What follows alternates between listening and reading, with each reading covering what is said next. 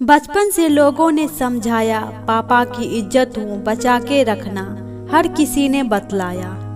हर शौक को खत्म कर मैंने सूट और 2 मीटर की दुपट्टे को अपनाया। बचपन से लोगों ने समझाया, माँ ने बोला दुपट्टा फैला के रखना, लड़के कुछ भी बोले लेकिन तुम कभी कुछ मत कहना, क्योंकि तुम बेटी हो, तुम्हें तो जिंदगी भर है सहना।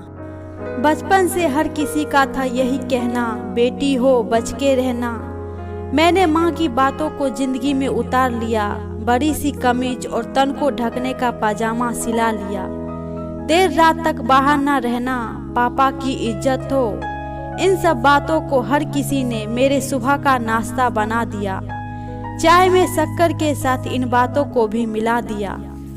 एक दिन बाहर गई फैलाकर दुपट्टा, बालों को सीधी चोटी, क्योंकि माँ ने बोला था जीन्स टॉप हेयर स्टाइल ऐसी लड़कियाँ सेफ नहीं होती।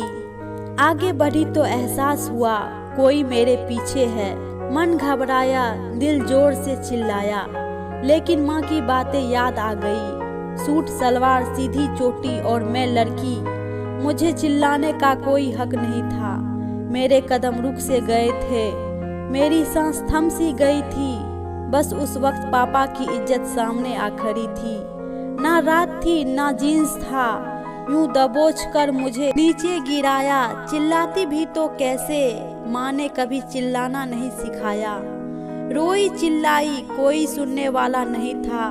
मेरे जिस्म की नुमाइश कोई ढकने वाला नहीं था। लड़ी उस दम तक जब तक पापा की इज्जत बचा सकती थी। रोई गिड़गिड़ाई जब जब माँ की बातें याद आती थी।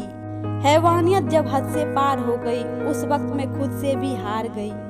जीना चाहती थी, बोलना चाहती थी, अपने माँ के अंगना फिर से खेलना चाहती थी। बोलूं भी तो कैसे, कौन मेरी सुनेगा। जीभ कटी मेरी, कौन आवाज बनेगा। हड्डी तोड़ पैर तोड़ इस दरिंदगी को दुनिया से कौन कहेगा।